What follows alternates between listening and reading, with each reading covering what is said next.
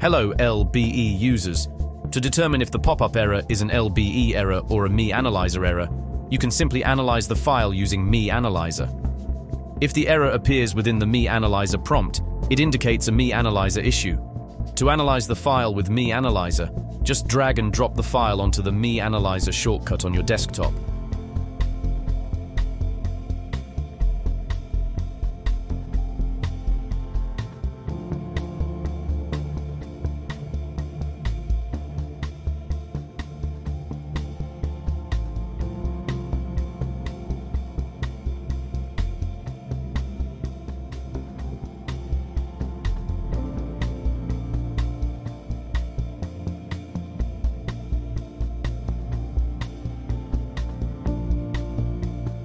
If you don't have the shortcut on your desktop, follow these steps.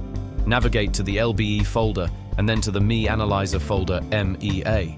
Right-click on mea.exe and select Send to, then Desktop, Create Shortcut.